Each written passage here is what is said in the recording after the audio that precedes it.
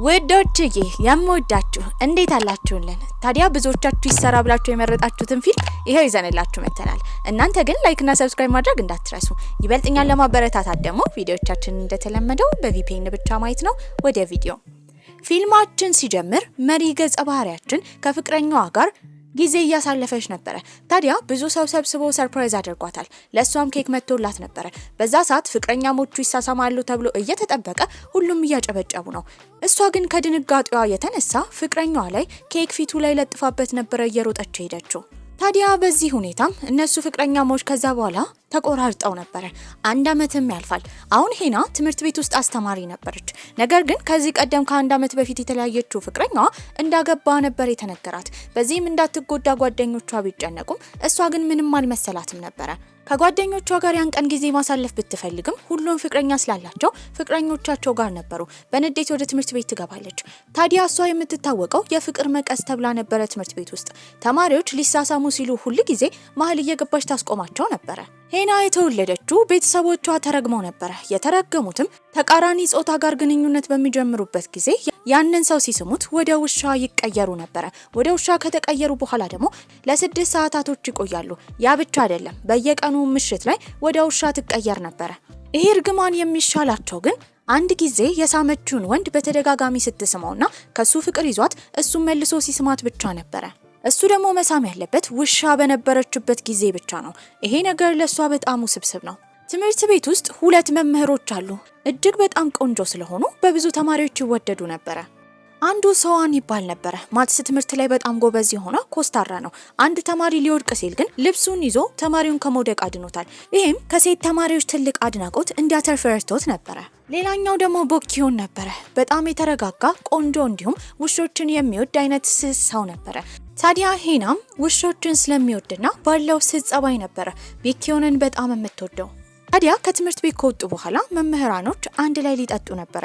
ያኔ ሰውን እጁ እንደቆሰለ ያየችው ሄና ምን ሆኖ እንደሆነ ለመጠየቅ ስትቀርበው ይቆጣት ጀመረ። ይሄ ነገር በጣም አናዷት ነበር። አንድ መምህር እየጠበቁ ነበረ። እሷም ቼጂን ትባል ነበረ። ታዲያ ስለ ፍቅረኛዋ ሰርግ ባየችበት ጊዜ ደግሞ ድሮ ላይ የልብ ጓደኛዋ የሆነችው ልጅ ነበረች የድሮ ፍቅረኛዋን ያገባችባት። በዚህ ንዴት የተነሳ ልክ እንደ ውሃ ፊት ለፊቷ ያለውን መጠጥ ትጠጣ ጀመረ። በዚህም ለራሷ የሆነ ነገር ማሳየት ስለፈለገች ቀጥታ ከወጣች በኋላ ቦኪዮን የተባለውን መምህር ስለምትወደው እንደምትወደው በመናገር ትስመዋለች። ወደ ራሷ ስትመለስ ግን ያኔ የሳመችው ሰውን የተባለውን መምህር ነበረ። በዚህም በጣም ትደነግጣለች። ይቅርታም ጠይቃ እየሮጠች ትሄዳለች። ለመጀመሪያ ጊዜ ስለተሳመች ወደ ውሻ መቀየር ነበረባት። በዚህም ወደ ውሻ ተቀይራ ያላትን ጫማ ብቻ ይዛ መሮጥ ጀመረች። ያኔ ግን እህቷ ጂያ እሷን እንዳየቻት ጫማውን ስላወቀች ይዛት ወደ ቤት ሄዳ ነበረ። በቀጣይ ቀን በተፈጠረው ነገር በመፍራቷ የተነሳ ወደ ትምህርት ቤት እንኳን መሄድ አልፈለገችም ነበር። ምንም ማድረግ ስለማትችል ወደ ትምህርት ቤት ትሄዳለች። ይህን ሁሉ ነገር ያየው ቦኪዮንም ሌሎች መምህሮች እንዳያውቁ እንደሚረዳት ሚስጥር እንደሚያደርገው ትላንት የተፈጠረውን ነገር እያሳወቃት ነበር። ሰውን በሚያስተምርበት ጊዜ ግሪን ቦርዱ ላይ ሲጽፍ ተማሪዎቹ ፈዛው ነበር ያዩት። ሰውን በሚያስተምርበት ጊዜ ተማሪዎች ፈዛው ነው የሚያዩት። ታዲያ ጥፋት እንደሰራች የተረዳችውም ሄና ይቅርታ ጠይቃው ነበረ። ወደ ቤትም ስትመለስ ወደ ውሻ የተቀየረው አጎቷ በጣም ስለታመመ ወደ ሆስፒታል ሲላክ ነበር ያየችው። በዚህም ከእህቷ ጁና ጋር እያወራች እያለ እንደምንም ብላ ሰውን ካሰከረች በኋላ ልትስመው እንደሚገባ ነበር የነገረቻት። ታዲያ ያን ቀንም ትምህርት ቤት ውስጥ በቻለችው መጠን እሱን ለመቅረብ እየሞከረች ነበረ። አብሮ እንዲበሉና እንዲጠጡም ጥያቄ ታቀርብለታለች። በዚህ መሀልም እየበሉና እየጠጡ እሱ ግን እየሰከረ ነበረ። ታዲያ ሰዓቱን ስታየውም ወደ ውሻ የምትቀየርበት ሰዓት ደርሶ ነበረ። እየሮጠችም ትወጣለች። ያሰበችው ወደ ውሻ ከተቀየረች በኋላ እንደሚያሳዝን ውሻ አክት አድርጋ እንዲያቅፋት ለማድረግ ነበረ። ታዲያ እሱም ደንግጦ ተከትሏት ነበረ። በዛም ጊዜ ውሻ ባየበት ሰዓት ግን ውሻ በጣም ስለሚፈራ እንደ እብድ ያደርገው ጀመረ። ያኔ ጓደኛው ቦኪዮን በዛ ቦታ ስለመጣ ቆንጅየዋን ውሻ ሲያያት ይንከባከባት ጀመር። እህቷም ጂና በቦታው ትደርስና ውሻዋ የሷ እንደሆነች በመናገር ከዛ ቦታ ይዛት ሄዳ ነበረ። ታዲያ እሱም ቤት ከገባ በኋላ ሳስብ የነበረው ምናልባት ሄና ተደብቃም ቢሆን እሱ ውሻ ሲፈራ እንዳየችው ነበረ። መስሪያ ቤትን በሚሄድበት ጊዜ ቼጂን የተባለችው ልጅ ሄናን ስለምትጠላት ስለሷ መጥፎ ነገር ስታወራ ተናዶ ተናግሯት ነበረ። በቀጣይ ቀንም የተቀጣጠረችው ከነ ቦኪዮን ጋር ነበረ። ታዲያ 2 ወንዶች ብቻ ሊመጡ ቢቀጣጠሩም እዛ ቼጂንን ጠርቷት ነበረ። እዛም በሄዱበት ጊዜ ነገሮችን በመገጣጠም ስኬፕ ሩም ውስጥ ገብተው ነበረ። በዛ ሰዓት ግን እሷ በጣም ፈርታለች። ወደ ላይ ከፍ እንዲያደርጓትና የሆነ ያየችው ነገር እንዳለ ብትናገርም ያወጣችው የተቆረጠ እጅ የሚመስል የተሰራውን አሻንጉሊት ማስፈራሪያ ነበረ። በዚህም ትጮ ጀመረ። ወደ ላይ ሽኮኮ ያደረጋትም ሰውን ስለነበረ አናቱን እየቀጠቀጠችው ነው። እሱም ማትስና ነገሮችን መገጣጠም ላይ ጎበዝ ስለሆነ በቀላሉ ከዛ መውጣት ችለው ነበር። ታዲያ ግን ነገሮች እሷ እንደፈለገችው እንደማይሄዱ አስባ ነበር። በዚህም እሱና እሷ ሲቀሩ መጠጥ እንዲጠጡ ብትጠይቀው መጠጥ እንደማይጠጣ ነበር የነገራት። ትናደዳለች። በአስማቆሚያው ጋር ቁጭ ብላ ሳለ ግን ጄጂንና ቦኪዮን አንድ ላይ ወጥተው ነበር። ሶስተኛ ጠርሙስ ስታይ በእርግጠኝነት አብሯቸው ሰውን እንዳለና እሷንም ቢያላት ስላልፈለጋት እንደሆነ ብትረዳም እሱ ግን እንደዛ አላደረገም። እሷ ባስ ውስጥ ከገባች በኋላ እሱ ደግሞ በአስማቆሚያው ጋር ቁጭ ብሎ ተላልፈው ነበር። ከእህቷ ጋር ሆና ስታወራ ግን እስከዛሬ ሰውኑን ባልተገባ መልኩ እንደተረዳችው እሱ ውሻ በጣም እንደሚፈራ ከዚህ ቀደም ብዙ ጊዜ አብሯት ሲሆን ውሻ ሲያይ ስለሚሮጥ ያልፈለጋት ነበር የሚመስላት። ጠዋት ላይ ወደ ትምህርት ቤት በምትሄድበት ጊዜ ተማሪዎቹ እያጨሱ ነበር። ይሄን ስታይ ትቆጣቸው ጀመረ። ወንዶቹ ግን ይባስ ብለው ባልተገባ መልኩ ሰውነቷን ለመንካት እየሞከሩ ነበር። ያኔ ሊያግዛት የመጣው ማርሻል አርት ላይ በጣም ጎበዝ የሆነው ሰውን ነበር። ቼንጂውን የሚባለው የትምህርት ቤቱ ተማሪም እነማን እንደሆኑ ስማቸውን እየተናገረ ነበር። ከዛ ከሄዱ በኋላ ትምህርት ቤት ውስጥ በጣም ደብሯት ነበር። ይህንን ያየው ሰውንም ቆንጆ ቴራሚሱ ኬክ ያመጣላታል። በዚህም በጣም ነበር ደስ ያላት። ለሊት ውሻ ስለሆነች ስለማትተኛ ጧት ስለሚደክማት ቁጭ ባለችበት ልትተኛ ስትል የመጣው ሰውን ነበር። በዚህም እሱ ውሻ የሚፈራበትን ምክንያት እየነገራት ነው። ድሮ እንደሚገለል የሚያገሉት ተማሪዎች ደግሞ እሱን ለማስፈራራት ውሻ ይዘውበት እንደሚመጡ እየተናገረ ነበር። በዚህም ሁለቱ እያወሩ ይበልጥ ግንኙነታቸው በልጽጎ ነበር። ቼጁንም ሱፐርማርኬት በነበረበት ጊዜ ከዚህ ቀደም ሲያጨሱ የተገኙ ተማሪዎች እሱ ስማቸውን ስለተናገረ ሊመቱት ተዘጋጅተው ነበር። ከአንዱ ጋር ግን በጣም ይደባደባል። የተወሰዱትም ፖሊስ ጣቢያ ነበር። ታዲያ የሱ ቤተሰቦች ውጪ ስለሆኑ የተጠራችው የሱ የክፍል መምህር ሄና ነበረች። በዚህም ቼንጂዩንን ይዛው ትሄዳለች። ይዛው ሄደችው ወደ ራሱ ቤት ነበር። መንገድ ላይ ያለች ግን የምትቀየርበት ሰዓት ስለደረሰ እየሮጠች ትሄዳለች። ስልኳ ሁላ ወድቆ ተመልሳ አላየችውም ነበር። ይህንን ያየው ቼንጂዩንም ስልኳን ይዞ ይከተላት ጀመረ። በዛ ሰዓት ውሻ ሆና ነበረ ያያት። በዚህም በጣም ይደነግጣል። ምንም ማድረግ ስለማይችል ይዟት ሄደው ወደ ቤት ነበረ። ታዲያ ቤትን በነበረበት ጊዜ እሷን አልጋ ላይ አስተኝቶ እሱ መሬት ቢተኛም ጠዋት ወደ ራሷ ስትቀየር ወዲያው ልብሷን ነበር የለበሰችው። ነገር ግን ወደሱ ክፍል የመጣው ሰውን ነበረ። በዚህም ሰውንና ዘመዶች ነበሩ። ሰውን የቼጁን አጎት ነበረ። ሁለቱን አንድ ላይ ሲያያቸው በጣም ደንግጦ ነበረ። አስቀምጦም ግንኙነታቸው ምን እንደሆነ ይጠይቃል። በዚህ ጊዜ ቼጁን የሷን ትክክለኛ ማንነቷን ሊናገር ሲል እሷ ወዲያው ታስቀይሳለች። ሰክራ እንደነበረና እሱን ከፖሊስ ጣቢያ ይዛው እንደመጣች። ታዲያ ስለሰከረች ቤቷን ስላላወቀ ወደዚህ እንዳመጣት እየተናገረች ነበረ። እሷን በውሻ መልክ ካያት በኋላ ግን ቼጁን ይበልጥ ውሻ የማሳደግ ፍላጎት ጨምሮበት ስለነበረ አጎቱን ቢጠይቀው ግን አጎቱ ግን በጣም ተናዶበት ነበረ። እንደማይቻልም ይነግሯል። በቀጣይ ቀን ትምህርት ቤት ውስጥ ግን ርዕሰ መምህሩ የራሱን ውሻ ይዞ ይመጣል። ለውሻ ትልቅ ፍርሃት ያለው ሰውን ቢሮ ውስጥ ራሱ መግባት በጣም ፈርቶ ነበረ። ይሄንን የተረዳችው ሄናም የውሻ አለርጂ እንዳለባትና ውሻውን ይዞ እንዲወጣ ርዕሰ መምህሩን ትነግሯለች። እሱ ግን አለርጂዋን መጋፋት እንዳለባት ይናገራል። በመቀጠልም ሰውንን ሄዶ የተለያዩ የውሻ ምግቦች እንዲያመጣ ተነግሮት ነበረ። ሰውየውን በዛ አላቆሙም። ውሻውን እንዲንከባከቡ ተነግሮት ነበረ። ምንም ማድረግ ስለማይችልም ለውሻው ምግብ ያመጣል። ያኔ ግን ውሻው መጀመሪያ ላይ ንዴታም ቢሆንም ምግቡን ሲያሸት ግን እየሮጠ ወደሱ ይመጣ ጀመረ። ያኔ ግን ሄና ነበረች መሀል ገብታ ውሻውን ወደሱ ከመምጣት ልታስቆምለት የቻለችው። በመቀጠልም ቦኪዮን ውሻውን ባየበት ጊዜ እሱን አቅፎ ይንከባከበው ነበረ። ከዛም በኋላ ግን ሰውንን ልክ ሲያየው ውሻውን ይለቀዋል። ታዲያ ግን ጓደኛው ሰውን ውሻ እንደሚፈራ ስላላወቀ ነበረ በዛ ሰዓት እየሮጠ ወደሱ ሲመጣ ሰውነቱ ፓራላይዝ ያደረገ ያህል ደርቆ ይቀራል። ያኔ ግን ውሻው ወደ ሌላ አቅጣጫ እንዲሄድ እቃ የወረወረችው ሄና ነበረች። ታዲያ ርዕሰ መምህሩም ውሻውን ይዞ ሄዷል ተብሎ በሚወራበት ጊዜ እሱ ክፍል ውስጥ እያስተማረ ነበረ። ሆን ብላ ስልክ እያወራች በማስመሰል ውሻው እንደሄደ ምልክት ትሰጠዋለች። እሱም እሺ ብሎ ወደ ቢሮ ነበር የገባው። ቢሮውን በሰላም ቁጭ ብሎ የሩዝ ኬኩን እየበላ ያለ ውሻው ኬኩን አሽትቶ ይቀርባው ጀመረ። ኤሌክትሪኩም ይነቀልበታል። በዚህም የኮምፒውተሩን ኤሌክትሪክ ለመሰካት ዝቅ ሲል ግን ከውሻ ጋር አይን ላይን ነበር የተያዩት። ያኔ ሄና ውሻው እንዳልሄደ በሰማችበት ጊዜ እየሮጠች ወደ ቢሮ ትሄዳለች። እሱም ፈርቶ ጠረጴዛ ላይ ቁጭ ብሎ ነበረ። ሌሎች መምህራኖች ሲያዩት በጣም ተገርመው እሱን የመሰለ ወንድ እንዴት ውሻ እንደሚፈራ እየጠየቁ እያሾፉበት ነበረ። ያኔ ግን እሷ ከመጣች በኋላ ጣራው ላይ ያለው መብራት እንደተሰራ ትጠይቋለች። ልታስቀይስለት ሞክራ ነበረ። እሱም እየሰራው እንደሆነ ለዛ ጠረጴዛ ላይ እንደወጣ ነበር የተናገረው። እሷም በደስታ ከውሻ ጋር ስትጫወት ባየበት ጊዜ ያስታወሰው የድሮን ነበረ። መጀመሪያ መምህር ሆኖ ሲገባ ጀምሮ እሷን በጣም ወዷት ነበረ። ታዲያ በቀጣይም ቲራሚሱ ኬክ ለመግዛት ኬክ ቤት በነበረችበት ጊዜ እሱ ደግሞ ቼጁን ስላዘዘው ወደዛ ሄደው ነበር። ሁለቱም ይገናኛሉ። ታዲያ ግራ ገብቷት የትኛውን ኬክ መግዛት እንዳለባት እንዳላወቀች ስትነግረው ያለውን ኬክ እንዳለ ገዝቶላት ነበር። ከዚህ በኋላ ግን ውሻ እንዳይፈራ ለማድረግ የውሻ ጭንቅላት ያለችው ትንሽ አሻንጉሊት የቁልፍ መያዣ ነበር የሰጠችው። ኬኩንም ይዞ ሄደው ለቦኪዮን ለመስጠት ነበር። ቦኪዮንም ሲናገር የነበረው መኖር የሚፈልገው ጫካ ውስጥ እንደሆነ ከተፈጥሮ ጋር ግንኙነት እንደሚያስፈልገው እየተናገረ ነበር። በቀጣይ ቀንም ወደ ትምህርት ቤት ሲሄዱ ቦኪዮን ወደ ተዘጋ ክፍል ነበር ሄደው። እዛም በሚሄድበት ጊዜ ጥንታዊ ነገሮች ተቀምጠው ነበር።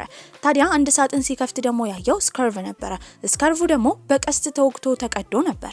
መስሪያ ቤት ውስጥ ያሉ ሰዎች ሊጋቡ ነው። በዚህም ስጦታ እንዲገዙ የታዘዙት ሄናና ሶውን ነበሩ።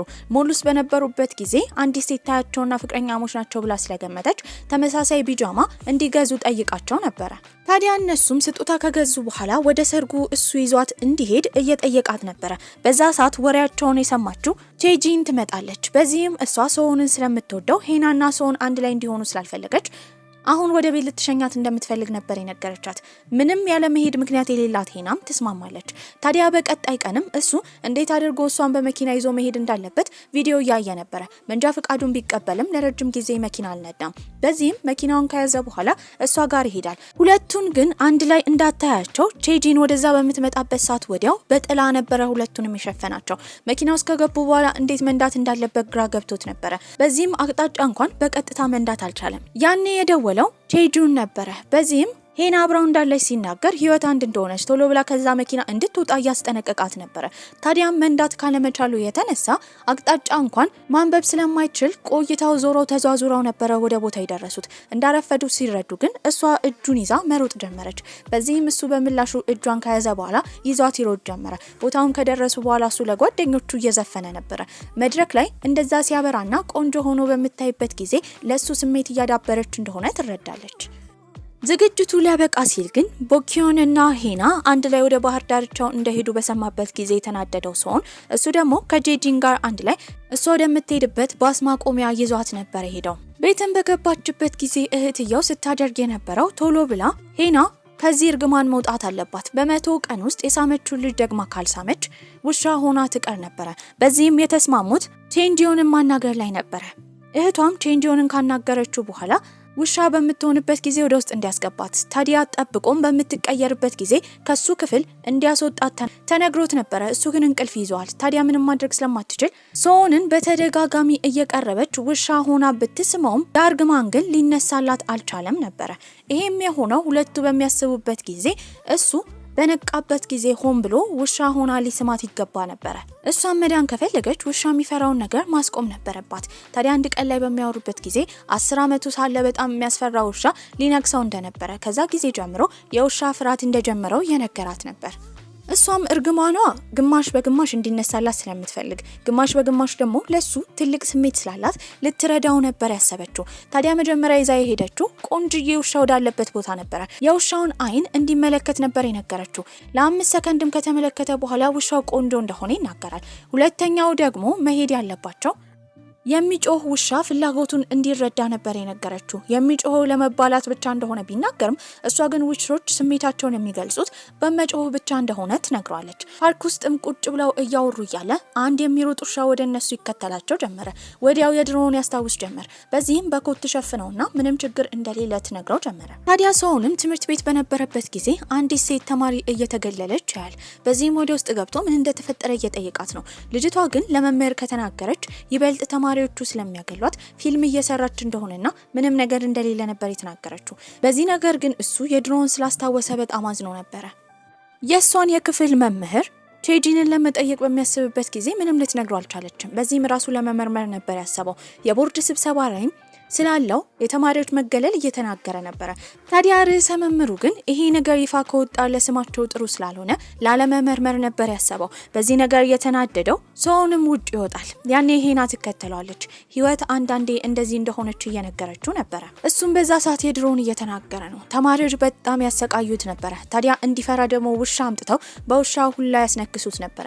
ይሄ ነገር ትልቅ ጠባሳ ፈጥሮበታል። ይሄንን ያየችው ሄና ማልቀስ ካለበት እንዲያለቅስ በመናገር አቅፋው እንዲያለቅስ ረድታው ነበር። በቀጣይ ቀን ግን ያቺ ተማሪ ስትገለይ ለሚያሳይ ቪዲዮ በውሻ መልክ ሆና ሪከርድ ካደረገች በኋላ ለርዕሰ መምህሩ ይዛ ትሄዳለች።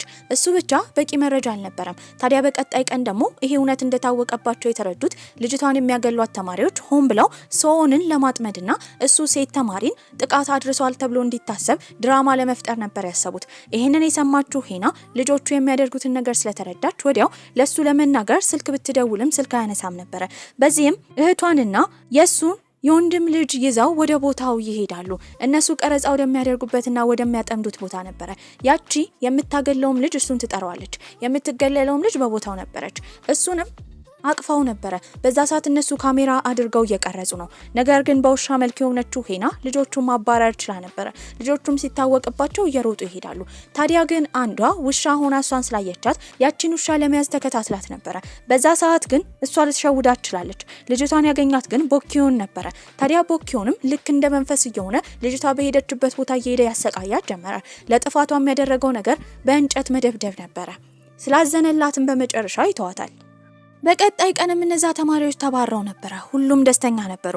የሄና ደስታ ግን አልቆየም ነበር። በቅርቡ ተማሪዎችን ይዛ ለጉብኝት መሄድ ነበረባት። ታዲያ ከሄደች ደግሞ እዛ ወደ ውሻ ትቀየራለች። በዚህም በጣም ፈርታ ነበር።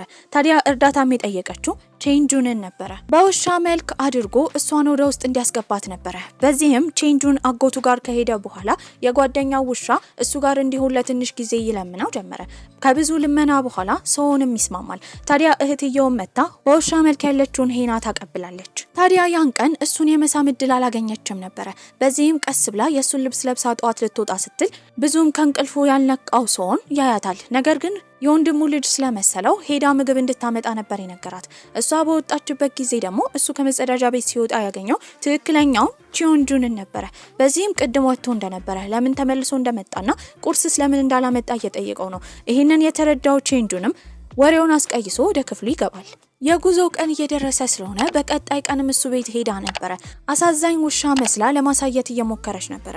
እሱ ግን በጣም ይፈራል። ታዲያ እሷን ሊነካት በሚቀርባት ጊዜ የመጣው ቤኪዮን ነበረ። አንድ ላይ የትምህርት ቤት ጉዞውን እሱ ቤት አድሮ ለመሄድ ፈልጎ ነበር። ይሄ ነገር እንዳልተሳካ የተረዳችው የሄና እህትም ወደ ውስጥ ትገባለች። የውሻ ባለቤት እንደሆነችና ለመውሰድ እንደፈለገች በመናገር ቤኪዮን ሲይዛት አስረድታ ውሻን ይዛውታ ነበረ። ወደ ጉብኝቱን በሄዱበት ጊዜ አማራጭ የሌላት ሄናም ጣፋንታን ተቀብላ ነበር። ቼጁንም ምናልባት ወደ ውሻ ስትቀየር የምታድርበትን ቦታ አዘጋጅቶላት ነበር። ታዲያ ሴቶች ዶርም በነበረችበት ጊዜ ሌሊት ላይ ቀስ ብላ መቀየሯ ስለማይቀር ልትወጣ ስትል የያዘቻት ቼጂን ነበረች። ነገር ግን ወደ መጸዳጃ ቤት እንደምትሄድ ትናገራለች። ከዛ በወጣችበት ጊዜ ግን ሰውን አይቷት እየተከተላት ነበር። ልክ እብድ እንደሚያባረራት እየሮጠች ነበር ሄደችው። ወደ ውሻም ስለተቀየረች ሊያገኛት አልቻለም ነበር። ማታም ስላልተኛች በቀጣይ ቀን እንቅልፍ ይዟት ነበር። በዚህም እሱ ፀሐይ ሊከልላት ይመጣል። ነገር ግን የሷ ጓደኛ አሁንም የምትወደው ቤኪዮን የተባለውን መምህር እንደሆነ በማሰብም ሁለቱ ጥንድ እንዲሆኑ ለማድረግ እየሞከረች ነበር። ጀልባ ላይም ተከትሏት ሶን ሊገባ ሲል ግን የሷ ጓደኛ እንደማይቻል ነበር የነገረችው። ቤኪዮንና እሷ አንድ ላይ ነበሩ። በዚህም ትል በምታይበት ጊዜ ትጮ ጀመረ። ይህንን ያዩ ተማሪዎች እንዳለ ሁለቱ ፍቅረኛሞች እንዲሆኑ እየደገፏቸው ነበር። ከሩቅ ሆኖ የሚያየው ሶን ደግሞ እየቀና ነበር። ያን ቀን ተማሪዎች ክፍላቸው ውስጥ መግባታቸውን ቼክ የምታደርገው እሷ ነበረች። በዚህም ግን 3 ተማሪዎች እንደሌሉ ትረዳለች። ሄዳ ልትፈልጋቸው ስትል ሰውን ተከትሏት ነበረ። ታዲያ የምትቀየርበት ሰዓት ስለደረሰ እየሮጠች ከዛ ቦታ ትሄዳለች። እሱም ከሌሎች መምህሮች ጋር በመሆን 3ቱን ተማሪዎች አግኝቷቸው ወደ አረፉበት ቦታ እንዲሄዱ አድርጎ ነበረ። በሌላ በኩል ግን እሷን ያፈላልጋታል። ታዲያ ግን እሷን ተከትሏት ሲሄድ ያገኘው እዛ ልብስና ውሻ ነበረ። በዚህም ውሻዋን ለመቅረብ በጣም ፈርቷል። ከዚህ ቀደም በተደጋጋሚ ካያት ውሻ ጋር ትመሳሰል ነበረ። ያኔ ግን አንዲት ሴትዮ መታ ታቅፋትና ይዛት ትሄዳለች። እሷን በውሻ አቅሟ እየጮኸች እንዲረዳት እየጠየቀችው ነበረ። ሴትዮዋም ከወሰዳቻት በኋላ አስራት ነበረ። አስራትም ልትገላት ይመስል ነበር። ይሄን ሁሉ ነገር የተረዳው ቼንጁንም ያፈላልጋት ጀመረ። ያገኘው የሷን ልብስ ብቻ ነበረ። ልብሷንም ሰብስቦ ያፈላልጋታል። ታዲያ ልትሞት እንደሆነ የተረዳችው ሄናም ገመዱን በጥሳ ታመልጣለች። ወደ ሰውን እየሮጠች እያለ ግን እንደ ድንገት አጃልጧት ገደል ውስጥ ነበር የገባችው። ድምጽ እያሰማ ሲፈልጋት የነበረው ቼንጁንም ያገኛታል። እንደምንም ብሎ ሊያድናት ሲሞክር ቻለም ነበረ። ምንም ማድረግ ስለማይችል እርዳታ እስኪጠይቅ ድረስ ልብሱንም ወርውሮላት ይሄዳል። ታዲያ እሷም ልክ ወደ ራሷ መልክ ስትቀየር ልብሱን ከለባበሰች በኋላ እንዲረዷት እየጠየቀች ነበረ። በቦታው ሲያፈላልጋት የነበረው ሰውንም እንድትወጣ ረድቷት ነበር። ታዲያ እሷም እግሯን ወለም ብሏት ሰውን እየደገፋት ነበረ።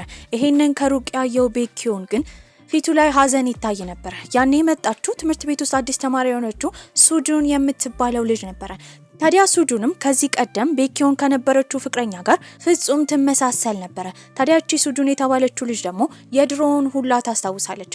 እሱ ድሮ ላይ ካለችው ቹዶንግ ከተባለችው ፍቅረኛ ድጋሚ የተፈጠረች ስለነበረች ስለ ቹዶንግ ታስታውስ ነበር። እሱም ሲያያት በጣም ይደነግጣል።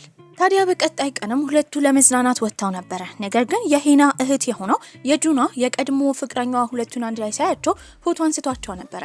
ያን ቀን ጥሩ ጊዜ አሳልፈዋል። በዚህም እሱ የተረዳው ከዚህ በኋላ እሷ ቤኪዮንን ስለማትወደው ስሜቱን ለመናገር ነበር። በሌላ በኩል እሱን የምትወድበት መንገድ ከጓደኝነት እንዳለፈ የተረዳችው ሂና እሱን እንደምትወደው ለማን መናገር እንዳለባት ግራ ገብቷት ነበር። ሶን ጋር የመጣው ዴንግማን የሚባለው ልጅ ነበር። እሱ ከዚህ ቀደም ትምህርት ቤት ውስጥ ያገለው ነበር።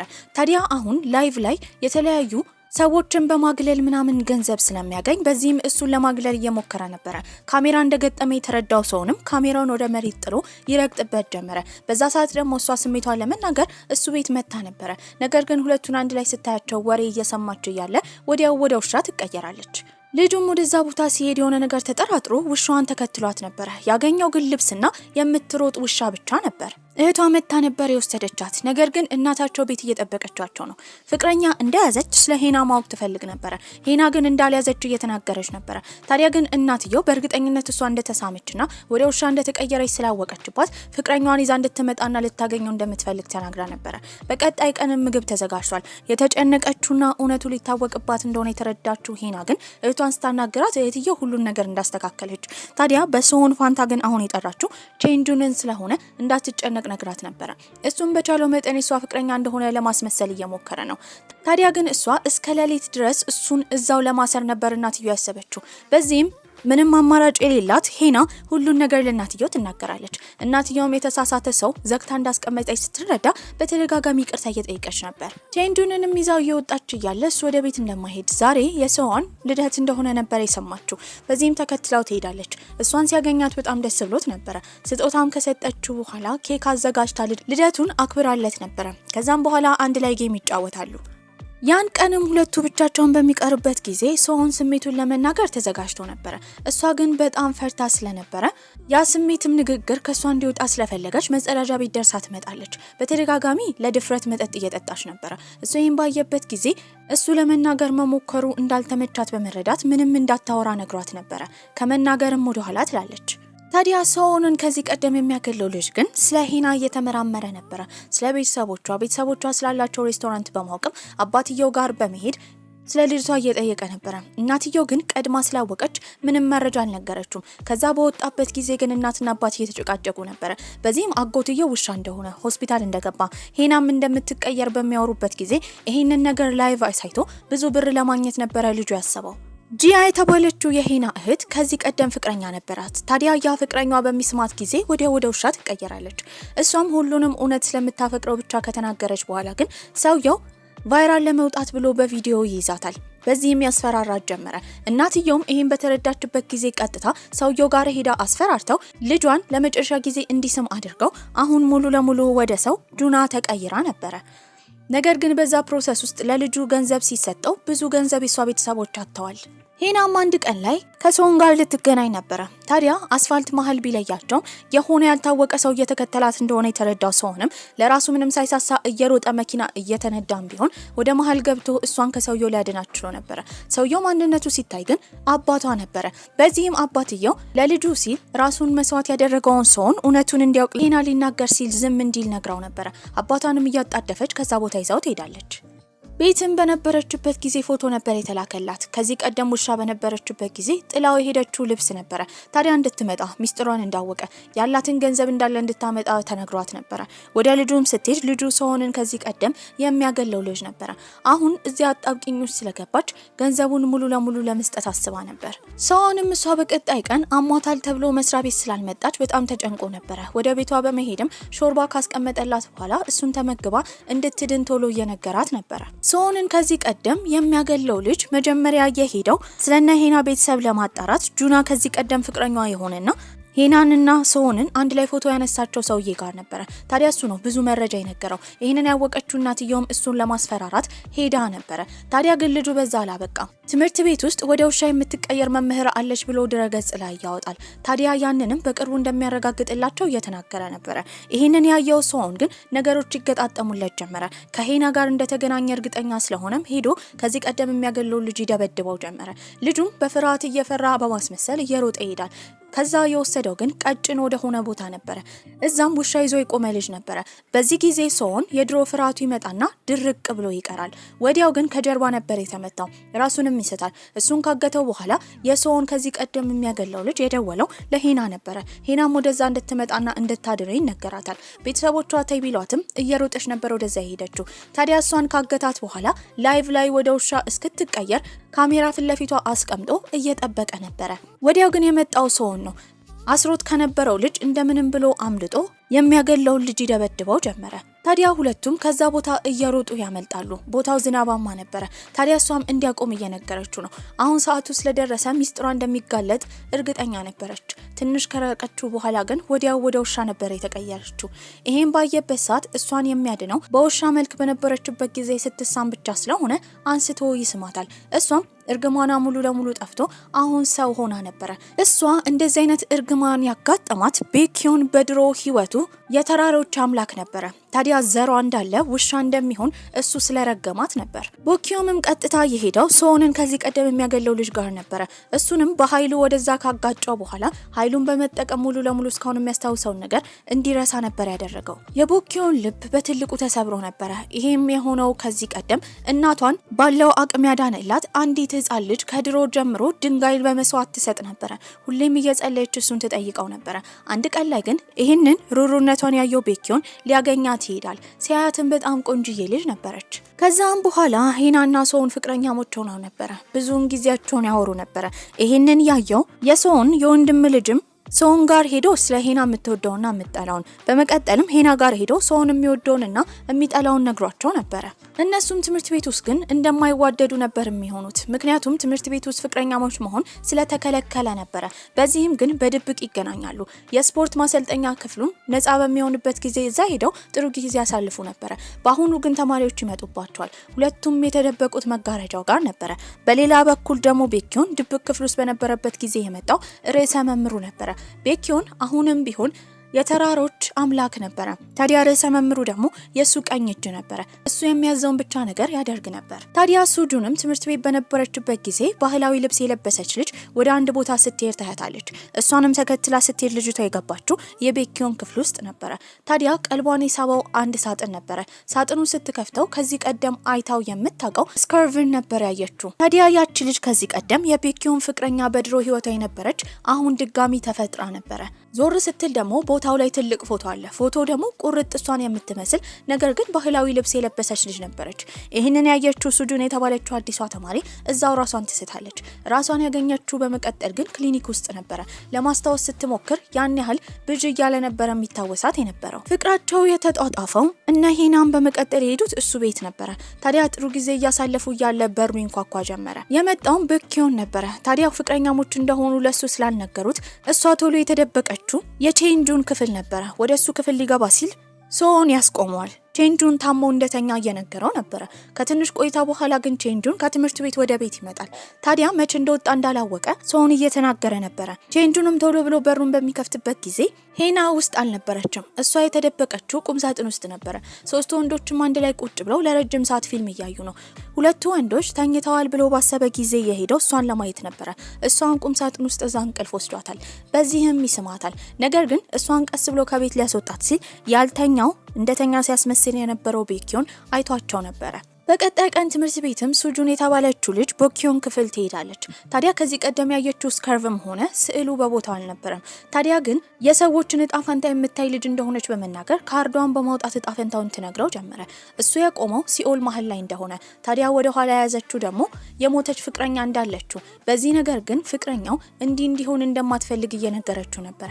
ይሄ ነገር ልክ እንደ ስለት ልቡን ነበር የወጋው። የሞተችውን ፍቅረኛውን እስካሁን ያስባት ነበረ። ቤኪዮንንም ለማግኘት በቀጣይ ቀን የሄደው ሶን ነበረ። ታዲያ እሱ ክፍል በነበረበት ጊዜ ወዲያው ያወጣና ያሳየው ሰይፍ ነበረ። በቀጣይ ቀን የተፈጠረውን ነገር ሲነግራት የነበረው ለሄና ነው። ሄና ግን ነገሮችን ትኩረት እያደረገ እንደሆነ ቤኪዮን ወጣ ያለ ሰው ስለሆነ ምናልባት የሰይፍ ችሎታውን ለማሳየት እየሞከረ እንደሆነ ነበር የነገረችው። ነገሩ ግን እንደዛ አልነበረም። ከዚህ ቀደም የቤኪዮን ፍቅረኛ የሆነችውን በድሮ ውልደታቸው የጦሮች አለቃ የነበረው ሶን ስለገደላት አሁን ይሄን ሁሉ ነገር የሚያደርገው ቤኪዮን እነሱን መበቀል ስለሚፈልግ ነበረ። በቀጣይ ጊዜ እሷ ታማ ነበረ። ታዲያ እሱም ሊንከባከባት ቤት ድረስ ይመጣል። ነገር ግን ስታየው እየቀረች ስለመሰላት አልጋው ላይ ወጥተው እንዲተኛት ጠይቋለች። እሱም እሺ ብሎ ወጥቶ ይተኛል። ስለ ሰውነቱ እያደነቀች ሽታው ደስ እንደሚል እየነገረችው ነበረ። በዚህም እሱ ያቅፋታል። ነገር ግን ትንሽ ከተሻላት በኋላ ስታየው እውነት እንደሆነ ስትረዳ በጣም ደንግጣ ነበረ። እሱም መልሶ ያቅፋታል። በቀጣይ ጊዜም ተማሪዎች ጉዞ ነበራቸው። አንድ ቦታ እየጎበኙ ነው። ያኔ ተደብቀው ሄናና ሶን አጠገብ ላጠገብ እየተራመዱ ነበር። እነሱን አንድ ላይ ያየቻቸው አዲስ የገባችው ሱጁን የተባለችው ተማሪ ግን የድሮውን ማስታወስ ጀመረች። ድሮ ላይ ሄና ባሪያ ነበረች፣ ለአንዲት ሴት አገልጋይ ናት። እዛ በተደጋጋሚ ሲመጣ የነበረው የሀብታም ልጅ የሆነው ሶን ግን ሁሌ ባያት ቁጥር በጣም እየወደዳት መጥቶ ነበረ።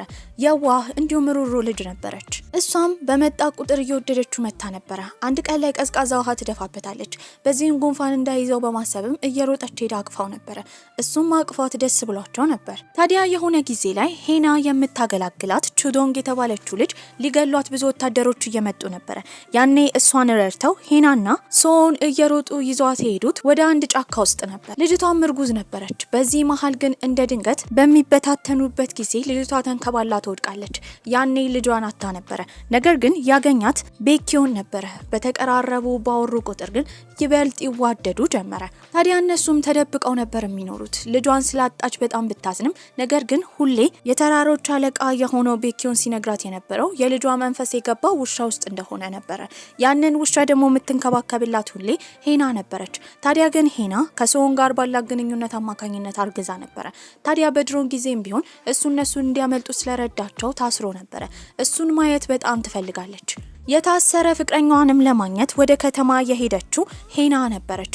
ታዲያ ግን በዚህ መሃል የቤኪዮን ተላላኪ ሰውዬ አሁን ላይ ደግሞ የትምህርት ቤቱ ርዕሰ መምህር ይመጣና ለነሱ ሲነግራቸው የነበረው ከዚህ ቦታ እንዲሄዱ፣ ምክንያቱም ሄና እርጉዝ እንደሆነች ምናልባት ፍቅረኛዋ ሶንን ለማዳን ብላ እነሱ ያሉበትን ቦታ ልትናገር እንደምትችል ቢናገርም ይህንን የሰማው ቤኪዮን ግን ሄና እንደዚህ አይነት ሴት እንዳልሆነች እየተናገረ ነበረ። ከትንሽ ቆይታ በኋላ ግን እንዳይበርዳት ብሎ ቤኪዮን አንገቷ ላይ ስከርቭ እያደረገ ያለ ወታደሮቹ ወደ ቦታ ይመጣሉ። ታዲያ እንድትደበቅ እሱ ደግሞ ወታደሮቹ እንደሚጨርሳቸው እየነገራት ነበረ። መደበቅ የከበዳችሁ ዶንግ ግን ከዛ ቦታ ትወጣለች። ያኔ ያሯሩጣት ጀመረ። ወደ ቦታ የመጡትም ሄናና ሶን ነገሮችን አይተው ነበረ። ታዲያ ግን ቤኪዮን ያየው ነገር ሶን ሆን ብሎ ቹዶንግ የተባለችው ልጅ ላይ ሰይፍ ሲዘነዝር ነበረ። ከትንሽ ቆይታ በኋላ እሷም በሶን ሰይፍ ተወግታ ወደ መሬት ተወርውራ ነበረ። በዚህ የተነሳ ነው የሱን ፍቅር ስላሳጡት እሱ አሁን መጥቶ የነሱን ፍቅር ለማሳጣት የተዘጋጀው። ይህን ሁሉ ነገር ያየችው አዲሷ ተማሪ ሱጁንም የሄደችው ቤኪዮን ጋር ነበረ። ታዲያ የሱን የቀዘቀዘ ልብ ለማሞቅ ተዘጋጅታለች። እሱ ግን አብሯት እንደማይሆን እየተናገረ ነበረ። በሌላ በኩል የሄና አጎትም ውሻ ሆኖ በነበረበት ጊዜ እዛ የመጣው ቤኪዮን ነበረ። በዚህም በኃይል ያድነዋል። ታዲያ ግን ውሻው ወደ ሰው ተቀይሮ ያዩትና ሄና ደንግጠው ነበረ። ምክንያቱም እንደዚህ አይነት ነገር በዘራቸው ውስጥ ተፈጥሮ ያቅም ነበረ። ውሻ የሆነ ሰው ውሻ ሆኖ ይቀር ነበረ። ታዲያ እሷም ማጣራት ጀመረች። በዛ ጊዜ የድሮ መጽሐፎችን ስታነብ ያገኘችው የተራራው ንጉስ የሚል ነበረ። ይህንን ግን ያን ያህል ትኩረት አልሰጠችውም ነበር። ታዲያ ከሶን ጋርም በሚያወሩበት ጊዜ ምናልባት የተራራዎቹ ንጉስ ምንም ቢሆን መጥፎ እንደማይሆን እሱ ጥሩ እንደሆነ እያወራች ነበረ። በመቀጠልም በር ጋር ስትደርስ ያገኘችው ቤኪዮንን ነበረ። ታዲያ እሱም ዘራቸውን ወደ ውሻ የቀየረው እሱ እንደሆነ እየነገራት ነው። ሳታምነው ወደ ውስጥ ስትገባ ግን እህቷ ጁና ወዲያው እሱ እጁን ባንቀሳቀሰ ቁጥር ወደ ውሻ ተቀይራ ነበረ። በዚህም እሱ እንድታምነው በቅርቡ እንደሚያገኛት ነበር የነገራት። በደንብ አስቢ፣ ከዛ እኔን አስታውሽኝ እሺ። እሱ እንዲህ ብሎ ከወጣ በኋላ ወዲያው እህቷ ወደ ሰው ተቀይራ ነበረ። የልጅነት ፎቶዋን እያገላበጠች እያለ ልጅ እያለች ለሷና ለእህቷ ከረሜላ የሰጣቸው ልጅ ነበረ። እዛ ላይ ፎቶ ተነስቷል። ያየችውን ቤኪዮን ነበረ። ታዲያ ድሮ ላይ የነበረው መልኩ አሁንም ያለው መልኩ ቁርጥ አንድ አይነት ነበር። በቀጣይ ቀንም ሄና ሁሉ ነገር ለሶን ትነግሯለች። ታዲያ እሱንም ለመጠየቅ ቀጥታ ከሄደ በኋላ ምን እያደረገ እንደሆነ ሲጠይቀው በቅርቡ እንገናኛለን እሺ። ይሄን ከሰማ በኋላ ያስታወሰው ድሮ ላይ ልክ ውሻ ሊነክሰው እያለ ሕፃን እያለ ውሻውን ካስቆመው በኋላ በቅርቡ እንገናኛለን ብሎ ትቶት የሄደው ቤኪዮን ነበረ። ከልጅነታቸው ጊዜ ጀምሮ ለምን እንደሚከተላቸው ቤኪዮንን እየጠየቀው ነበር። ታዲያ እንደ ድንገት ሄናና ቤኪዮን ይገናኛሉ። ነገሩን እንዲያስረዳት ተንበርክካ እየጠየቀችው ነበር። ታዲያ እሱም እንድታስታውስ ይነግራታል። በዛ ጊዜ ያስታወሰችው የድሮውን ነበር። ታዲያ ድሮ ፍቅሩን ስላሳጣችው አንገቷ ላይ ሰይፍ አድርጎባት ነበር። እሷን ቢገላት ምንም ችግር እንደሌለ ሆዷ ውስጥ ያለ ልጅ ግን እንዲምርላት እየጠየቀችው ያለ እሱም ልጇ የሷን ኃጢያት እንደሚከፍል ነግሯት ነበር። ለዚህ ነው ዘራቸው እንዳለ ወደ ውሻ የሚቀየረው። ማልቀስም ጀመረች። ከመሄዱ በፊት የነገራት ነገር ወይ ቤተሰቦቿን መምረጥ ከሶን ጋር ያላትን የፍቅር ግንኙነት መምረጥ እንዳለባት። ታዲያ ቤተሰቦቿን ከመረጠች ግን እርግማናቸውን እንደሚያነሳላት ነበር የነገራት። በዚህም ይሄን ሁሉ ነገር ለመናገር ሄደችው ሶን ጋር ነበር። ሶንም ይሄን ከሰማ በኋላ ምንም ያህል በመካከላቸው ነገር ቢፈጠር እሷን እንደማይተዋትና እንደማይረሳት እየተናገረ ነው። እሷን ቤተሰቦቿን ከመረጠች እሱ ሙሉ ለሙሉ ስለሷ ያለውን ትውስታ ይረሳ ነበር። በዚህም ቤኪዮን ጋር ሄዶ ያንን ቢያደርግ ራሱ እሷን መልሶ እንደሚያስታውሳትና እንደማይረሳት እየተናገረ ነበር። ከዛ በኋላ ሁለቱ ባህር ዳርቻው ጋር ቁጭ ብለው ስለ ፍቅራቸው ቃል እየተገባቡ ጥሩ ጊዜ እያሳለፉ ነበር። የድሮውን በሚታይበት ጊዜ ሶን በቻለው መጠን ሄናን የራሱ ለማድረግ ብዙ ጊዜ ይሞክር ነበር። ታዲያ ይህን ግንኙነታቸውን ከሩቅ ሆና የምታየው የሄና አሰሪ የሆነችው ቹዶንግ ግን ግንኙነታቸውን ደግፋ ነበር። ሄና ግን ፈቃደኛ አልነበረችም። ምክንያቱም ሁለቱም ያሉበት የሀብት ደረጃ በጣም ይለያይ ነበር።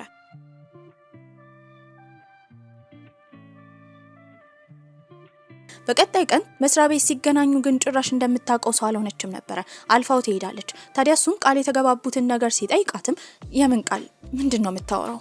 ጥላውን ትሄዳለች። እሱም ግራ ተጋብቶ ቤኪዮን ጋር ሲሄድ ከዚህ ቀደም እሱ ትውስታውን ቢረሳ መልሶ እሷን መውደዱ እንደማይቀር እንደነገረው በዚህም በተቃራኒው ማድረግ እንደፈለገና የእሷን ትውስታ እንዳስረሳት እየተናገረ ነበር። እሱም በቻለው መጠን በሄደችበት እየተከተለ ስለ ድሮ እንድታስታውስ ቢያደርጋትም እሷ ግን አታስታውስም። አሁን የምታስታውሰው ድሮ ላይ ቤኪዮንን ስትወደው የነበረ ጊዜ ላይ ብቻ ነበር።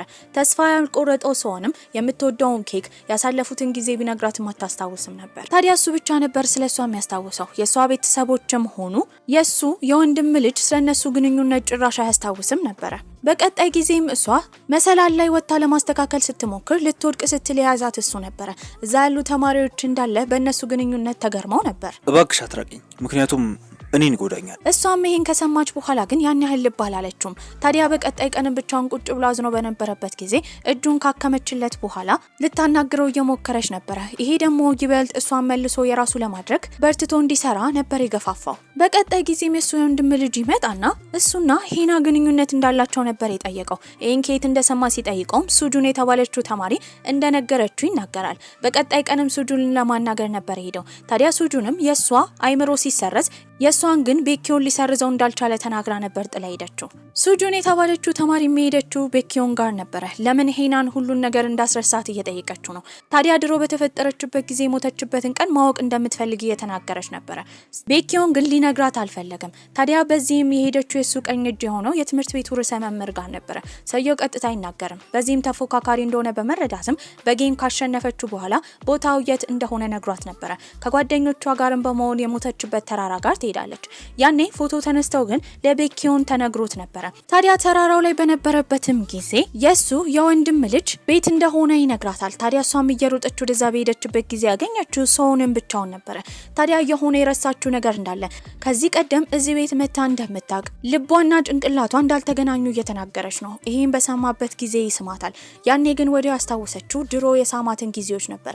ወዲያው ወደ ውሻ እንዳትቀየር ፈርታ ብትሄድም ወደ ውሻ አልተቀየረችም። ይሄንን ነገር ለሷ ቤተሰቦች ስትናገርም ግራ ገብቷቸው ምናልባት ወደ ውሻ ያልተቀየረችው ከሶን ጋር እጣ ፈንታዋ ሊሆን እንደሚችል እየነገሯት ነበር። የሄና አጎትም እንደ ድንገት ሳጥን ይከፍታል። እዛ ሳጥን ላይ እሷ ከዚህ ቀደም ከሶን ጋር ያሳለፈቻቸው ጊዜዎች ላይ ከሱ የወንድም ልጅ ጋር ሶስቱ አንድ ላይ ፎቶ ተነስተው ነበር። ይሄን ፎቶ ለማሳየትም ቀጥታ ይዞ የሄደው ወደ ትምህርት ቤት ነው። ትምህርት ቤት በር ላይ ያገኘው ግን ርዕሰ መምህሩ ነበር። ታዲያ ርዕሰ መምህሩ የሚሰራው ለቤኪዮን ስለሆነ ያንን ፎቶ ከቀማ በኋላ አስማት ስላለው ደግሞ ሰውየው መናገር እንዲያቀተውና እንደ ውሻ ብቻ እንዲጮህ አድርጎት ነበር። አጎትየው ግን ሄናን ያገኛታል። በምልክት እየጮኸ ለመናገር ቢሞክርም አልቻለም። በዚህም የርዕሰ መምህሩን ፎቶ ያሳያትና እንድትሄድ እሱ ቢሮ አመልክቷት ነበር። እሷም እንደምንም ብለው ወደዛ ትሄዳለች። ያየችውም እሷ ሶንና ቼንጁን ከዚህ ቀደም አንድ ላይ የተነሱትን ፎቶ ነበር። ያንን ካየች በኋላ ውስጧን እንድትረሳ ያደረገው በእርግጠኝነት ቤኪዮን ስለሚሆን ለምን እንደዛ እንዳደረገ ለመጠየቅ ስትሄድ እውነቱን ከፈለገች ተራራው ጋር እንዲገናኙ ነበር የጠየቃት። በሌላ በኩል ደግሞ ሱጁንና ሰውን አንድ ላይ ቁጭ ብለው ሱጁን ስትነግረው የነበረው ምንም ቢሆን ሄና ወደ ተራራው እንዳትሄድ ነበረ። ይህን ከተረዳ በኋላ ያገኛት ሄናን ነው። ሄናም ታቅፏለች። ታዲያ ከዚህ ቀደም ልታስታውሰው ስላልቻለች ይቅርታ እየጠየቀች ነበር። አሁን ትንሽ እያስታወሰች ነው። እሱ ግን ወደ ተራራው እንዳትሄድ እያስጠነቀቃት ነበረ። ታዲያ ተማሪዎችን ለማስጎብኘት ወደዛ መሄዷ ስለማይቀር ግን እንደምትሄድ ድርቅ ስትል ምንም ማድረግ ስለማይችል እሺ ይልና እዛ ግን አብሯት እንደሚሄድ ነበር የነገራት። በቀጣይ ጊዜም ተማሪዎችን ይዘው አንድ ላይ እየሄዱ ነበረ። ቹዶንግ የተባለችው ልጅ መስዋዕት እያደረገች የምትጸልይበት ቦታ ይደርሳሉ። መንፈስ የሚመስል ሰው ነበር ያዩት። ያኔ ተማሪዎቹ ይበታተናሉ። ይህንን ያደረገው ርዕሰ መምህሩ ሆን ብሎ እንዲበታተኑና ሄና ብቻዋን እንድትቀር ነበረ። እየተራመደች ተማሪዎቹን ለመሰብሰብ እየሞከረች እያለ እግሯን ወለም ይላታል። ያኔ የመጣው ሱዎን ነበረ። ሱጁንም በቦታው በነበረችበት ጊዜ መጥፎ መንፈስ እንዳለ እርግጠኛ ነበረች። ታዲያ እየሮጠች ወደ አቅጣጫው ስትሄድ ያገኘችው ቤኪዮንን ነበረ። ታዲያ ቤኪዮንም እያወራት ነው። እሷም የድሮን እንዳስታወሰች እየነገረችው ነበረ። ከዚህ ቀደም ቹዶንግ የተባለችው ልጅ ያለችበትን ቦታ እነ ሄና አልተናገሩም ነበረ። እንደውም እሷን ለመርዳት እየተደባደቡ ሁላ እየደበቋት ነበር። ታዲያ እንዳጋጣሚ ሆኖ ወታደሮቹ ከከበቧቸው በኋላ የተለያዩ ቀስቶችን እየወረወሩ ነበር። ሱዎንም በቻለው መጠን በሰይፉ እሷን እየሸፈነ ቀስቶቹን ለመምታት እየሞከረ ነበር። ያንን ሰዓት ብቻ ነበረ ቤኪዮን ያየው። ታዲያ እሷን ሊያድናት ሲል እሱ ተወግቶ ስለነበረ ትኩረት ማድረግ ሲያቅተው ከወታደሮቹ ጋር እየተደባደበ ነው። በዚህ መሃል ግን ሄናና ሱዎን ከባድ ሁኔታ ውስጥ እንዳሉ የተረዳችው ቹዶንግ ሄና እርጉዝ ስለሆነች ራሷን መስዋዕት ለማድረግ በማሰብ የሱዎንን ሰይፍ ወደ ራሷ በማድረግ ራሷን የወጋችውና ከተራራ የወደቀችው ራሷ ነበረች። አንድ በአንድ ይህንን ነገር እየነገረችው ነው። ታዲያ ሳታስበውም ሱጁን የቹዶንግ መንፈስ እሷ ውስጥ ገብታ እያናገረችው ቤኪዮንን ስለነበረ እሱም ወደ ራሱ ይመለሳል። በሌላ በኩል ሄናና ሱዎን እየሮጡ ነበረ። ታዲያ እነሱ ላይም በጣም መጥፎ ውሾች አዞባቸው ነበረ። ቤኪዮን ግን ሁሉን ነገር ከተረዳ በኋላ እነሱን ላለመጉዳት ነበር ያሰበው። ከውሾቹ ከልሏት ስለነበረም ሄና አሁን ቀስ በቀስ ትውስታዎቿ ይመለሳሉ። በመቀጠልም ጊዜያቶች ያልፋሉ። ቤኪዮን ከመምህርነት ስራው አቋርጦ ነበረ። ታዲያ ግን እነሱ ፍቅረኛሞች ቢሆኑም ትምህርት ቤት ግን አያሳዩም ነበረ። የሱ ልደትም ደርሷል። አንድ አመት ስላለፈ ምን ስጦታ ልስጥ ብላ እያሰበች ነበረ። አጎትየው ደግሞ ሴት ለመጥበስ እየሞከረ ነው። ነገር ግን እንደ ድንገት ሳያስበው እንደ ውሻ ይጮህ ነበረ።